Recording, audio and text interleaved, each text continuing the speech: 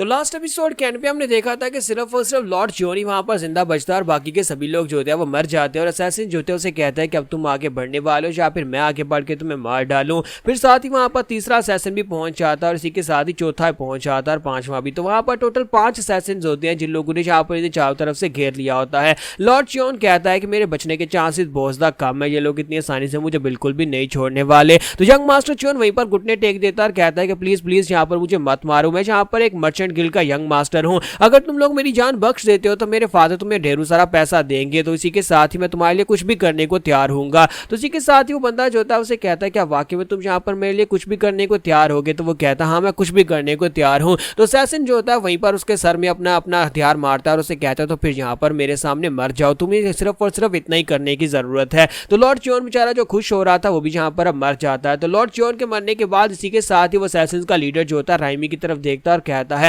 तो क्या यही लड़की डोंगबैंग री है, यानी कि इस लड़की को मारने के लिए हमें यहाँ पर भेजा गया है, ये यहाँ पर ग्रैंड मार्शल की बेटी है, ये बहुत ज्यादा खूबसूरत है। तो वो उसकी खूबसूरती को देखने के बाद उसके मन में भी लालच आ जाती है और वो कहता है कि इस लड़की को तो हम लोग वैसे भी यहाँ पर मारने के लिए ही आए हैं, तो क्यों ना पहले हम पांचों भी यहाँ पर इसके साथ थोड़ा सा मजा कर ले और उसके बाद इस लड़की को मार डालेंगे, क्योंकि इस लड़की का मरना तो यहाँ पर तय है और यहाँ पर से जिंदा वापस तो नहीं जा पाएगी। ये भी वो इतनी बात करता है किसी के साथ ही वहां पर हमारा नोवान पहुंच जाता है। तो नोवान आने के बाद उसके 2 साथियों को मार डालता है, तीसरे वाले की तरफ आगे बढ़ता है। वो कहता है कि अब तुम कौन हो जहां पर हमारे पर अटैक क्यों कर रहे हो? तो उनमें से एक जो होता है अपनी जंजीर के साथ लगे हुए वेपन को उसकी तरफ थ्रो करता है, लेकिन नोवान ऊपर की तरफ जंप कर जाता है उसके अटैक को अवॉइड करने के लिए और साथ ही वो उसकी जंजीर के ऊपर आकर खड़ा हो जाता है और उसे कहता है कि तुम लोग जहां पर इतनी आसानी से एक मासूम लड़की को तो बिल्कुल भी नहीं मार पाओगे। तो वो लोग उसकी फुटवर्क टेक्निक को देखने के बाद पहचान जाते हैं और कहते हैं कि तुम तो वो क्रिमिनल हो नोवान, तुम यहाँ पर क्या कर रहे हो? तो नोवान उसे कहता है कि क्या तुम्हें मेरे बारे में पता है? तो इसका मतलब यह है कि अब तुम्हें यहाँ पर मरना होगा,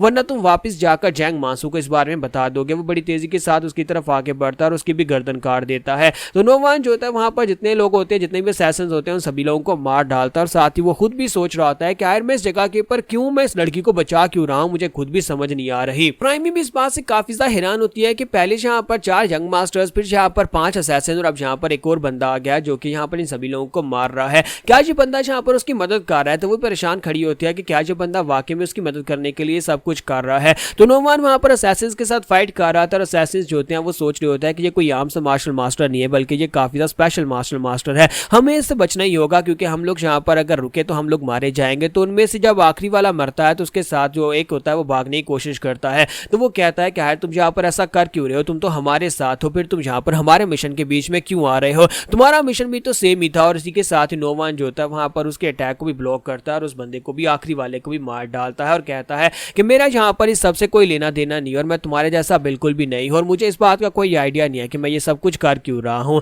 तो उन सभी के मरने के बाद नोवान अपनी तलवार वापस रखता है और वहां पर चुपचाप खड़ा होता है, सोच रहा होता है कि मैंने यहाँ पर क्या कर दिया, क्या मैंने यहाँ पर कुछ ज्यादा तो नहीं कर दिया? लगता है कि मुझे यहाँ पर अब भागना पड़ेगा, क्योंकि अब मैंने यहाँ पर जैंग मासू के भेजे हुए असैसिन्स को मार दिया है। इसका मतलब यह है कि जैंग मासू मुझे बिल्कुल भी नहीं छोड़ने वाला। लेकिन अब जबकि मैंने यहाँ पर इन सभी लोगों को मार ही दिया है तो फिर इस बात से कोई फर्क नहीं पड़ता। तो इसी के साथ ही राइमी आगे बढ़ते हैं, उसे थैंक यू बोलते हैं और कहते हैं कि तुम्हारा बहुत बहुत शुक्रिया, तुमने मेरी जान बचा ली, तुम्हारी वजह से मैं अभी जिंदा हूँ। जबकि नोवान उसकी तरफ देखता है, बिल्कुल खामोश होता है, उसकी आंखों की तरफ देखता है, उसकी मोटी मोटी आंखें वहां पर उसे दिखाई दे रही होती हैं। वो साथ ही कहता है कि मुझे लगता है कि मैंने इस लड़की की सिर्फ इन मोटी आंखों की वजह से ये सब कुछ किया है, क्योंकि मैंने इस लड़की को वहां पर एक बार देखा, मेरा दिल धड़का था और साथ ही वहां पर शर्मा रहा था और इसी के साथ ही उसे कुछ कहना चाहता है। वो पीछे मुड़ जाता है और कहता है कि तुम जिसको ढूंढ रही हो वो इस वक्त जिन वी की तरफ है, जिन जीवी की तरफ आगे बढ़ो और वहां पर तुम्हें वो मिल जाएगा। तो हमारे राइमी से कहते हैं कि इस बात का क्या मतलब है? तो नोवान उसे कहता है कि मैंने कहा कि जिनवी की तरफ आगे बढ़ो, जिसे तुम ढूंढ रही हो तुम्हें वो वहां पर मिलेगा और दोबारा जहां पर इस तरह के जंगल में मत आना जहां पर इस तरह के यंग मास्टर्स तुम्हारा वेट कर रहे हो। तो वो कहती है कि सर आपका बहुत बहुत शुक्रिया, मैं आपके इस एहसान को याद रखूंगी।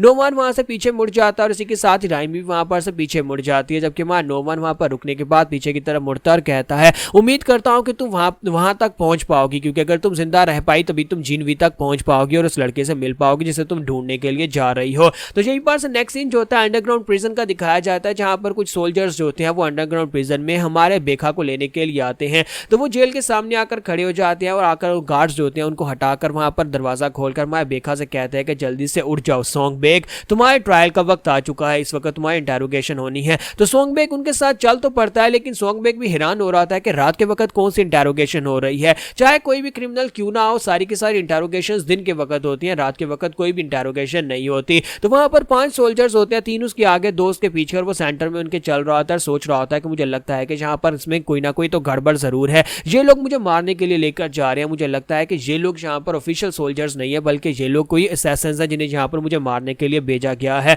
और साथ ही वो सोच रहा होता है कि चाहे यहाँ पर अपने सुपीरियर को मारने का क्राइम कितना ही सुपर क्यों ना हो, यानी कि मैंने यहाँ पर अपने सुपीरियर्स की जान ली है, मिनिस्टर्स की जान ली है, ये क्राइम कितना ही बड़ा क्यों ना हो, लेकिन इसके लिए मुझे आधी रात के वक्त इंटेरोगेशन के लिए लेकर तो नहीं जाया जा सकता। और ये सोल्जर्स, ये मुझे कोई आम सोल्जर्स दिखाई नहीं देते, मुझे लगता है कि ये असैसिन्स हैं, क्योंकि सोल्जर्स हमेशा एक फॉर्मेशन में चलते हैं, उनके चलने का एक पैटर्न होता है, लेकिन ये लोग तो यहाँ पर बेढंगे अंदाज में चल रहे हैं। तो हमारा जोका कहता है कि 3 मेरे सामने 2 मेरे पीछे है, टोटल 5 सोल्जर्स, और उनमें से एक ने अपने हाथ में नाइफ पकड़ रखा है, किसी वक्त भी मेरे पर अटैक कर सकता है। इससे पहले कि ये कमीने लोग मेरे पर अटैक करें मुझे यहाँ पर स्टार्ट करना होगा। इसी के साथ हमारा बेखा जो होता है वहीं पर से घूमता है, वो नीचे की तरफ घूमने के बाद पीछे यानी कि पीछे की तरफ घूमकर अपनी किक मारता है, डोंकी किक के साथ ही एक वाले की गर्दन पर अपनी टांग मारता है। जैसे वो एक वाले की गर्दन पर टांग मारता है तो उसकी गर्दन टूट जाती है और वो बेचारा वहीं पर मर जाता है। बाकी के 4 जो होते हैं अपने वेपन्स निकाल लेते हैं और कहते हैं कि तुम्हारी हिम्मत कैसी हुई हमारे पर अटैक करने की, जबकि हमारा बेखा कहता है कि एक मर गया, अब यहाँ पर 4 बचे हैं। ठीक है, साथ ही हमारा बेखा उन लोगों से कहता है कि मुझे नहीं पता कि तुम लोग कौन हो, लेकिन तुम सोल्जर्स नहीं हो, जल्दी से मेरे पर अटैक करने के लिए आगे बढ़ो, मेरे पास इतना समय नहीं है। तो वो लोग भी समझ जाता है कि इसे पता चल चुका है, तो वो लोग कहते हैं कमीने कहीं कि हम तुम्हें मारने के लिए लेकर जा रहे थे,